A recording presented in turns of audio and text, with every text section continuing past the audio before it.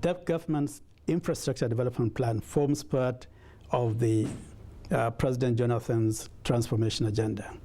And as we all know, the key areas for the economy are in the areas of power, agriculture, health and education in the social sectors, as well as transportation.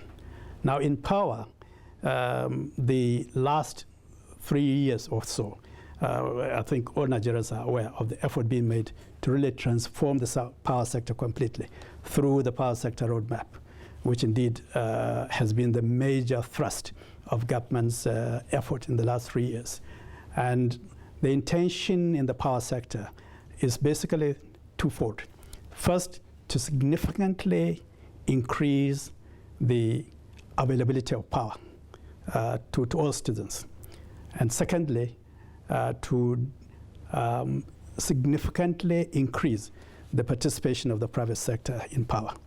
Two key areas in power, of course, we are currently dependent mainly on thermal power supply, which is based on gas and oil.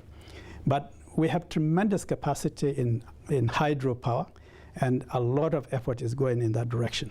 But we also have capacity for coal.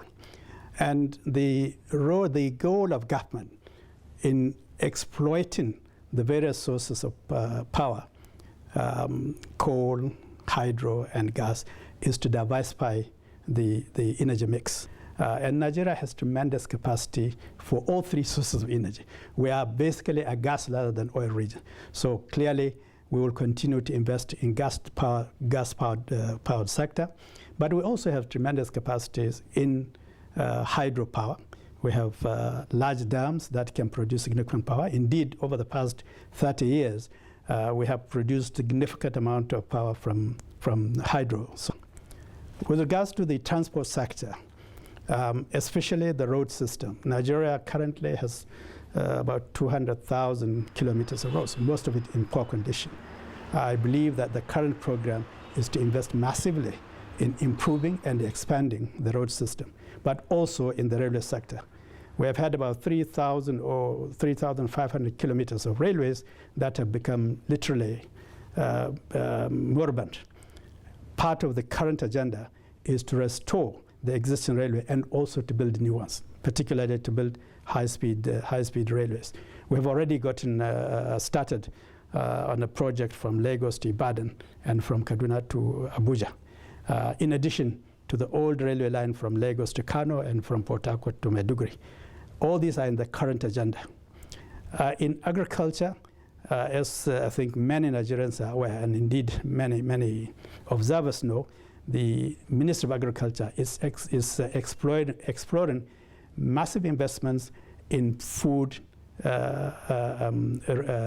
food security, to significantly reduce the high level of import of food. For instance, we are expanding something like $2 billion importing rice and wheat and so on. The intention is that in the next 3 to 4 or 5 years, we should significantly reduce that level of import so that we become food secure. Aviation, I think you're already witnessing some of the work that is being done to improve the aviation sector. The recent unfortunate event has indeed become a wake-up call. And I think government is investing massively to restore and expand and improve the aviation sector. The ICRC is expected to engage investors through the government ministries and other parastatals. How much investment have we made through this engagement since the establishment of the ICRC? In the last 3 years, the work not only of the ICRC, but also, for instance, of the Nigerian Investment Promotion Council and the Ministry of Trade and Investment has indeed led to tremendous growth in inflow of investment, both in infrastructure as well as in other sectors, such as manufacturing. And the projection by the Ministry of Investment, which we're working with, is indeed that in this current 2011 in the current year, 2012, from 2011, we expect a 46% increase in investment flows.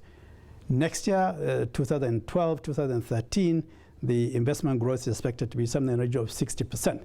And hopefully in the subsequent year, even a bigger scale-up of investment is being anticipated of about 150%.